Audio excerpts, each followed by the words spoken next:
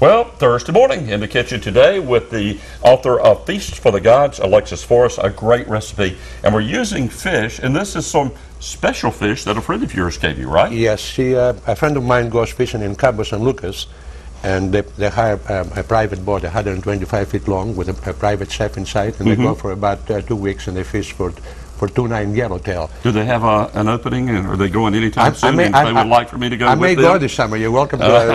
You know, that would be great. Anyway, now, this is yellow fish, though, right? It's yellowtail. Yellowtail. It's one of the most well-sold fish in the world, and you can do this with mahi. You can do it with swordfish. You can do it with tuna. You can do it with any kind of rockfish, either striped bass or sea bass.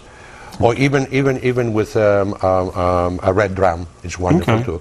So what you do, if the weather is bad outside, you're going to take a rigid pan like that, and you're going to spray some non-stick spray on top of it. Okay. Just don't put any sauce on your fish. Just salt and pepper. Make this very hot. Put it on the top for about 3 to 4 minutes. Do not disturb it, because if you disturb it, it's going to stick on the pan. Right. And then turn it in the other side 3 more minutes, and it's done. Okay. How I'm going to serve it, I have here some garlic and some extra virgin olive oil. You'll make me have a sweet breath then, huh? Yes. A little garlic here? All right. But it will keep the vampires away, though. That's So very good. I'm going to make this come to a little sizzle, and then I'm going to drop some fresh spinach inside, and I'm going to saute it for about not more than 1.5 minutes. Okay. And then I'm going to put that on the bottom of the plate. I'm going to put the fish on the top, and I'm going to make a simple a Greek marinade, which is the Greek Trinity. It is extra virgin olive oil, which is very good for you, lemon, oregano, and parsley. Sometimes you can add capers to it. It's wonderful too. And then over there I made some beautiful roasted pepper aioli, which makes it for a nice design and also complements the fish and the spinach. So all of this actually, Alexis, it's very easy to do. People perhaps, though, by using different kinds of fish, maybe not real comfortable doing that. Very easy. You need to experiment, and that's a lot of Very what easy. you're doing. You're showing how people can have some wonderful meals now, very easily, right? Be careful. And very healthy. Yes, absolutely. Be careful. This is going to sizzle. Okay, very good. And you're going to leave that in for about a minute or so. 1.5 minutes. You don't want to overcook the spinach. Okay. You just don't want to get way too limp. Is that what you're saying? Exactly. You still need a little crispness to it? Absolutely. Okay. Absolutely. So instantly you're going to turn it around, because spinach cooks very fast. Yeah, you don't want it to burn. And this way you're going to incorporate the garlic inside. The only thing you're going to do is just add a little salt to it. Always minimum salt. A little pepper. Do you recommend just regular salt or sea salt? Sea salt all the time. It's much healthier for you. Okay. Okay. We're going to let it cook it for about another 30 seconds to a minute. Okay. So what I'm going to do now, I'm going to take some lemon. Either use your hand when you squeeze a lemon so the seeds stay on your hand. Your hand's the strainer.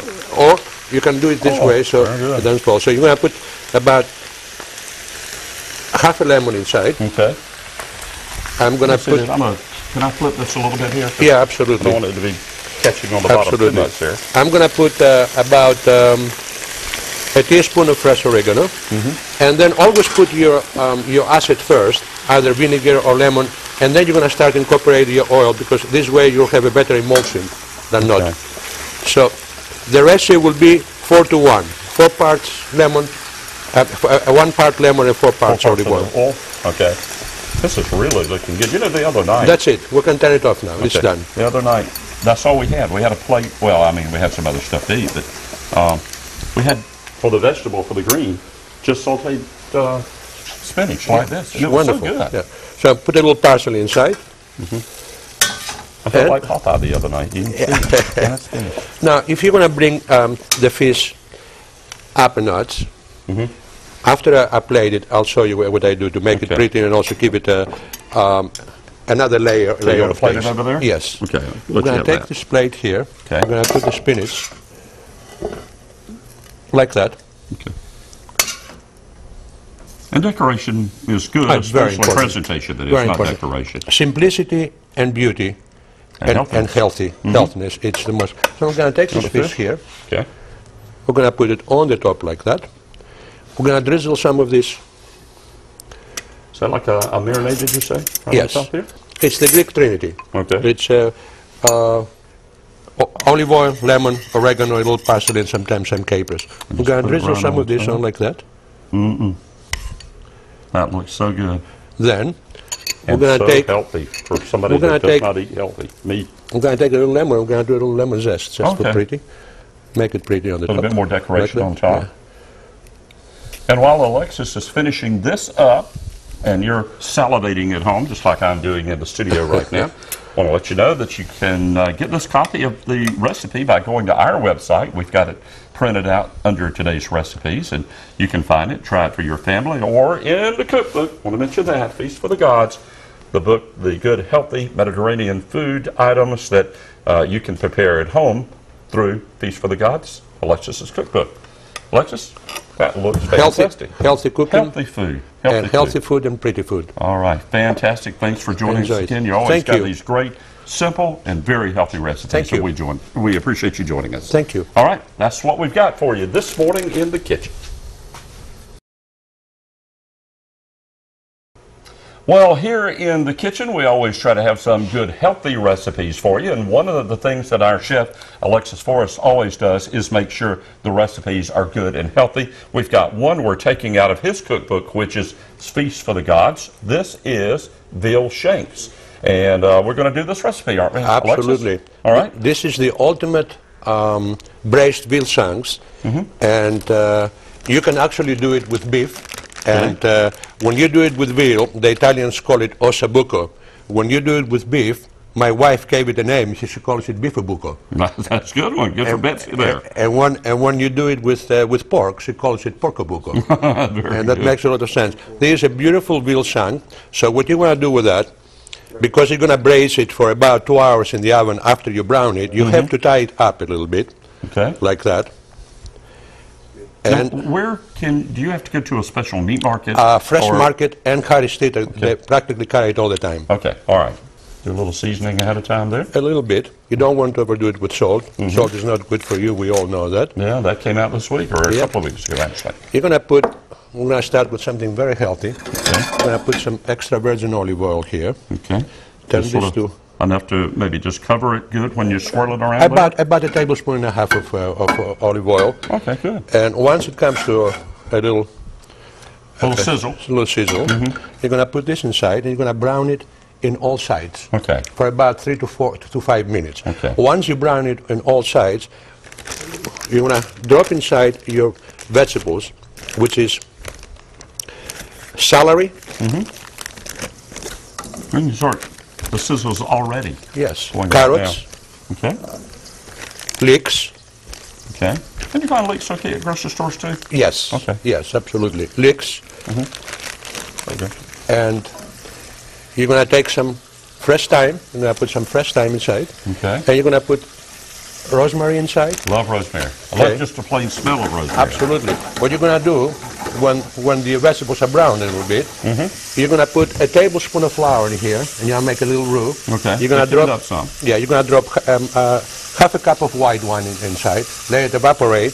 Then you're going to use some low-fat chicken broth, and bring it and some water, and make sure it goes just about an inch before it covers the veal shank. Okay, before it's actually covered. Okay, yes. Stop it there. You're going to cover it. You're going to stick it in your oven at 375 degrees for an hour and 45 minutes to 2 hours.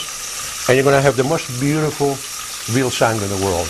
And it's easy because you can be doing other things while this is cooking. It's a very easy dish. To make it beautiful and pretty, you're going to put a little bit of Parmesan cheese around like that. Oh, that's good. You're going to do a little bun.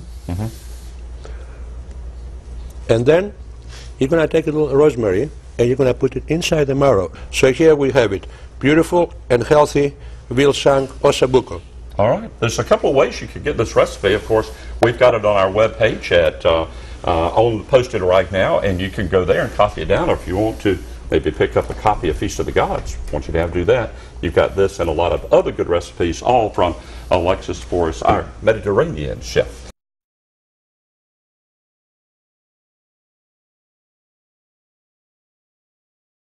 It is the time of the year you can get some great seafood here in southeastern North Carolina. And one of my good friends, Chef Alexis Fouros, he's got the recipe book, Feast for the Gods. It's got a lot of great recipes using North Carolina local seafood and local products in that.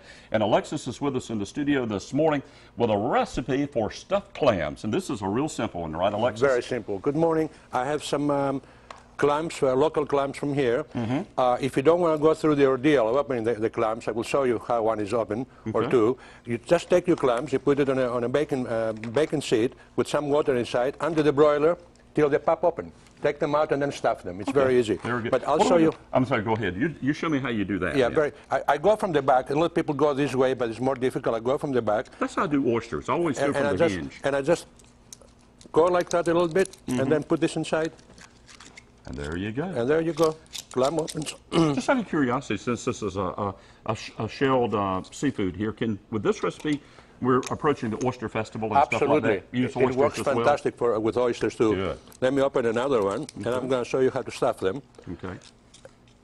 Very simple. Very simple. Well, that's how I do oysters. I go to the hinge. You know, a lot of people like to try to go to the front. Now, a little secret. You go to some Italian restaurants, or restaurants in general, and they put so much stuff on the top of the clams, you cannot taste the clam. Right. What you're going to do, this is already mixed with some Parmesan cheese, some parsley, some garlic, and some thyme, and some breadcrumbs from fresh baguette that I make. You just put just a little bit on the top like that. Okay, you don't have to overload it, right? Absolutely not. Okay. And you have, basically what you do with my bacon, oh, here it is. Okay. You got it right over here. Yes. That's his spike. It's on the other side of the camera. Okay. This is a little bacon. Okay. Just take a piece of bacon. You put it on top, like that. You put it on a pan with some water in the bottom and a little white wine, and you put it in your broiler till the bacon is done. And that's all. That's it. That's all. We have some over here, don't we? I have some ready here. You know, you got the bacon on top. I have to tell you, I am so inexperienced in the kitchen. I did not know until recently, maybe 6 to 8 months ago, that bacon is pork belly. Absolutely. So I had somebody was going to give me a recipe that had pork belly. I said, I don't want that, you know. That's what you eat in pork belly. Although I didn't know I love pork belly so much. This is what we have here. Okay, I'm going to tip it just a little bit for Ben over there to get it. And then what you like to do is you like to take them out of the pan and put them on a nice plate. Presentation is, for me, is 50% of success in cooking. Okay. Put them in this nice plate over here. Look at that.